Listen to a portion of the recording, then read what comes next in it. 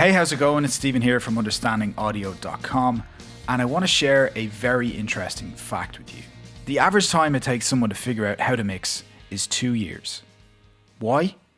Because people just jump in and spend an inordinate amount of time trying to get everything to sound the best they can, but they're never happy with the results they get. They study, experiment, watch videos, and go through hundreds of tips and tricks, but make incredibly slow, painful progress.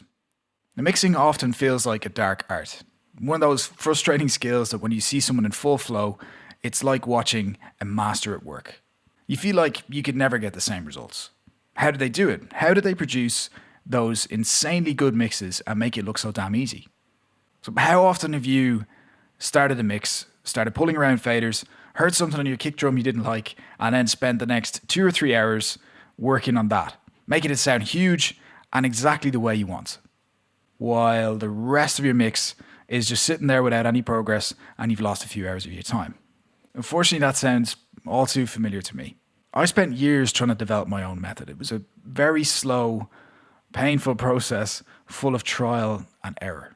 Even with my degree, master's degree, working with as many people as I can, working in studios all the time, it still took that amount of time. It still took a number of years. And in my case, it was definitely more than 2 years. Luckily, I never gave up, and I've been able to apply my method and understanding of the how, and more importantly, the why, to any genre of music or any audio project I've worked on. Now, I don't want you to go through the same levels of frustration and disappointment that I went through for many years. So this is the first of 3 videos where I'm going to go into detail on how to avoid all that pain. Today I'm talking about great mixers, and every great mixer has a mixing method, and you should too. Over the next 3 videos, I'm going to show you exactly what I'm talking about so that you're on your way to perfecting your very own mixing method. And in this video, you're going to learn 3 things that great mixers always do. Number 1, great mixers always stay true to the intention of the song. It's not about them, and I hate to break it to you, it's not about you when it comes to being a mixing engineer. Yes, you will have a chance to show off your skills, but staying true to the intention of the song is what makes mixers great. And I want to show you exactly what I mean by this. I've got a great session open here from my friend Monsieur Alice, and I've demonstrated his music before. I think this is an incredibly powerful example of staying true to the song. This is a stadium rock song, so let me just give you a feel for what it sounds like.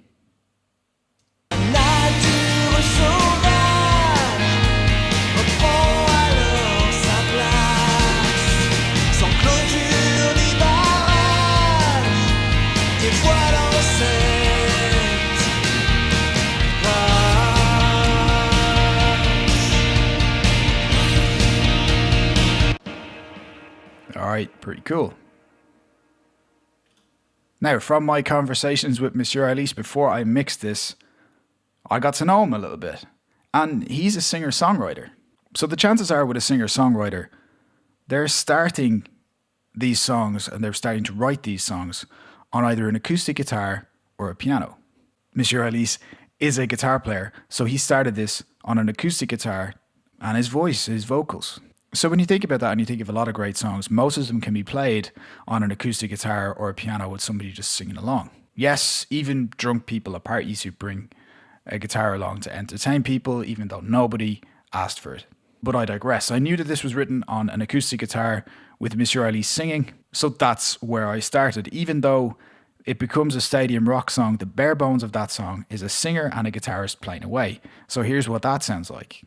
Nature sauvage reprend alors sa place, sans clôture ni barrage, dévoilant cette grâce.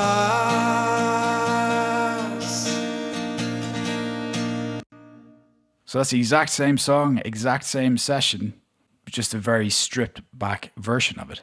I imagined Monsieur Alice on stage, I imagine the artist on stage playing a stripped down version of this song to thousands of people. That helps keep me true to the intention of the song.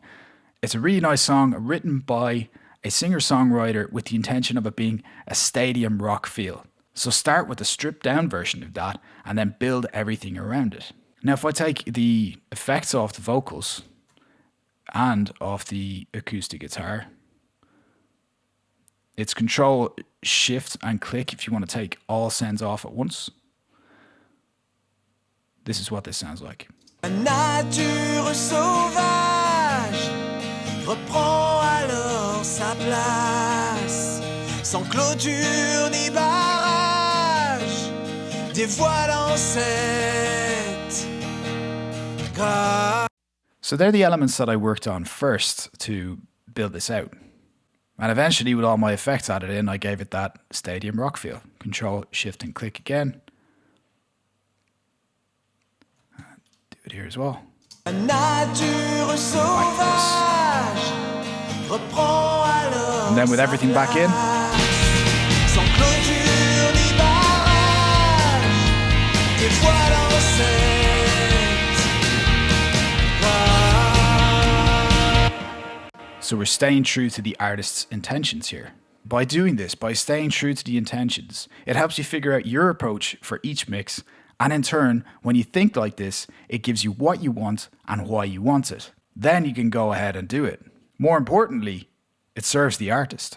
And that's even if you are the artist, if you're self-producing or not. At this stage, you've got your mixing engineer's hat on and you're taking a mixing engineer's approach. That puts you in a position to move forward confidently and roll through each step of your method.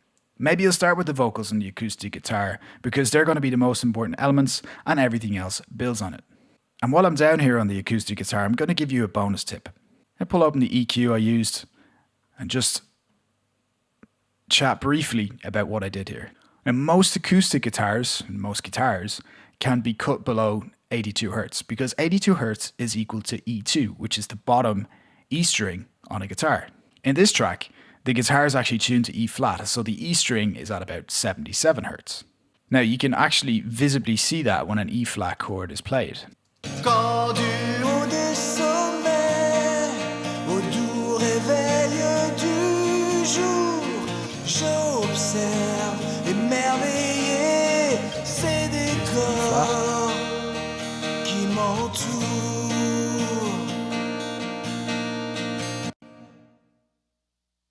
So you can see I actually cut quite a bit higher at 130 Hertz. That's because the reduction is 12 decibels per octave. The octave here is between 65 Hertz and 130 Hertz. So one octave starts at 65 Hertz and the next octave starts at double that frequency, 130 Hertz. That's C2 to C3.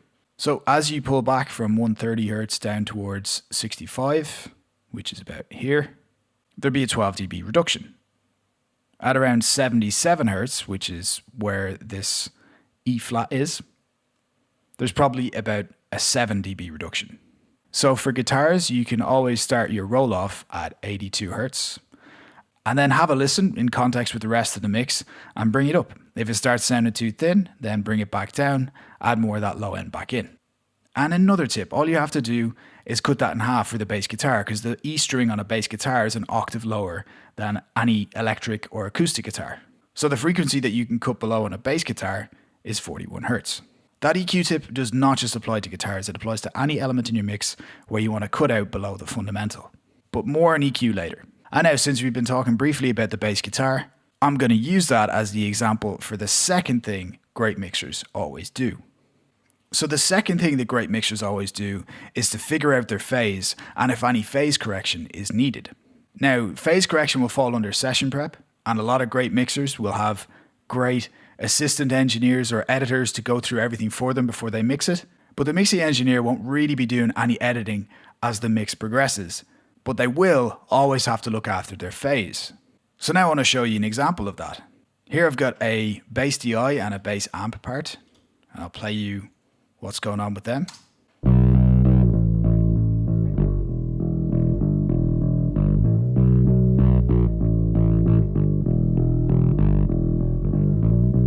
Okay, you get the idea. This bass DI part is looking after the low end. I have an EQ here, taking out everything above 200 Hertz. And the amp is dealing with everything above 200 Hertz. Now you might have noticed straight away that there's a bit of a phase issue with these two tracks. So when you zoom in, you can see that they're a little bit out of phase with each other. So what do? Well, in this instance, rather than actually physically moving the waveform, I put a time adjuster plugin on the bass DI. And what that's doing is delaying the bass DI by 154 samples. How did I figure out 154 samples? Well, I measured the distance between this bass DI waveform and the bass amp waveform. And to do that, just come up here, change the counter to samples, and then come down to this waveform, and we'll start at the peak, measure to the peak of the waveform below, which is 140 samples, length 140. And we do the same on this one, 168, and we'll measure another one here, 194, and another one here, 162. So obviously I went through a few of these, took an average and said that 154 samples was the sweet spot. Now, when I play this back with the time adjuster plug-in on, here's what it sounds like.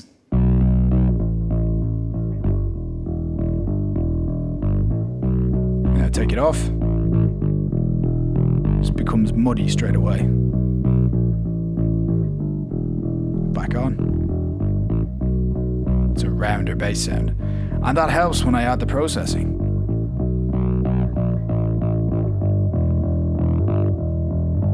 Take that time adjuster out. It's not as tight, it's not as compact. Back in. That's a tight bass sound.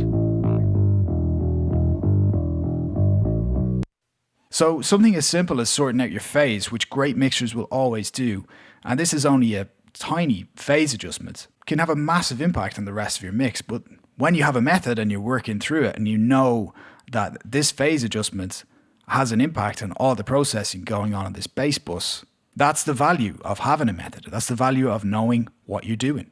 And not just what you're doing, why you're doing it and what it all means. And I'm going to give you a bonus tip on the bass as well. If I come over to this C6 compressor, this is a multi-band compressor and it's got a very short attack and a very short release. Here's what that's doing. It's kind of subtle, but just a bit of compression on that low end. Take it out. Back in. All right, so what's the purpose of this compressor on the low end with a short attack and a short release time? Well, a short attack and release time on a compressor can affect the low frequencies of a sound and produce distortion. And that distortion can help us add a lot of warmth and definition to instruments with a lot of low frequency information like the kick drum or the bass. But that warmth and definition is not going to sound great if your tracks are out of phase.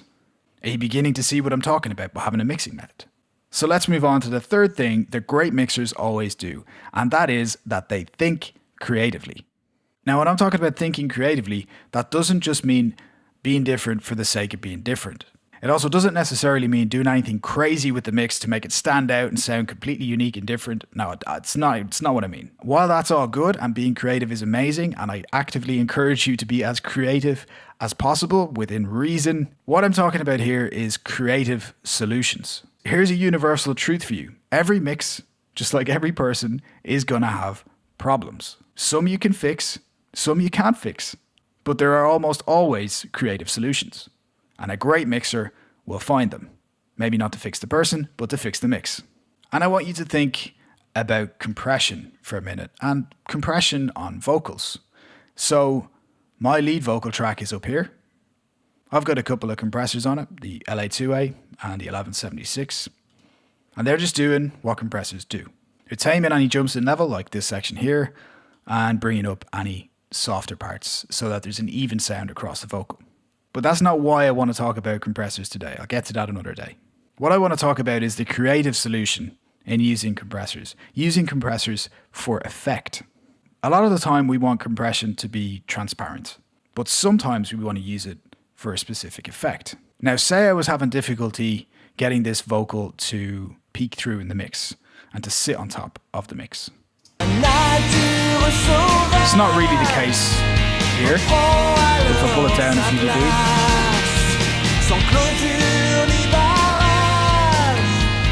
les voiles en scène. Starting to fight with the mix a little bit more when it's pulled down by that extra dB.5. So if that was the case and you didn't want to mess up your gain structure and you are happy enough with where the faders were sitting, that wouldn't be a problem. You could find a creative solution.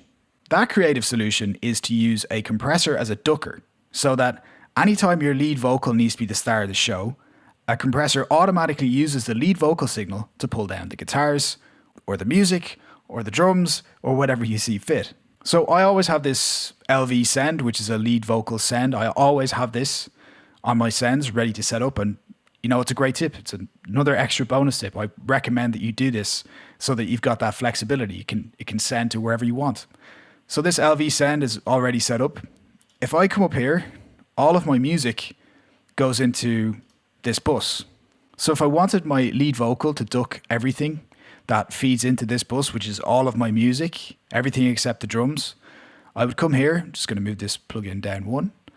I'd add in a compressor. The classic compressor to use for this purpose and for sidechain compression is a Waves OR compressor or similar, because it has a key input.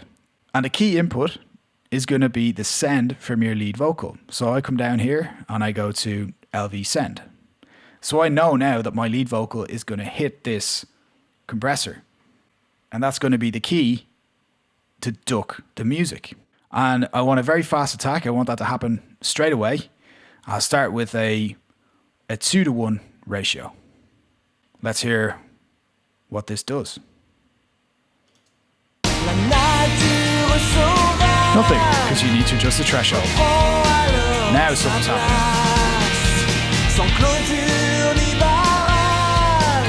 Now you hear that pumping effect?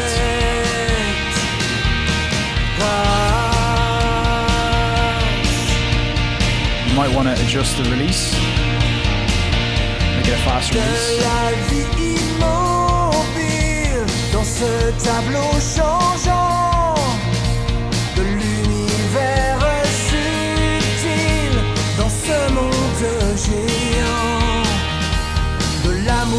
Or maybe you don't want that much compression. Maybe you just want to take a decibel or two off. Without it. Back in. Right, let's just go from verse 2 again. This is with the ducker in.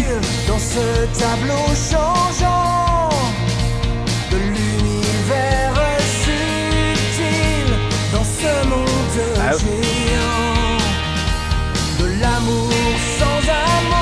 Gets distance straight away. Back in. There it is.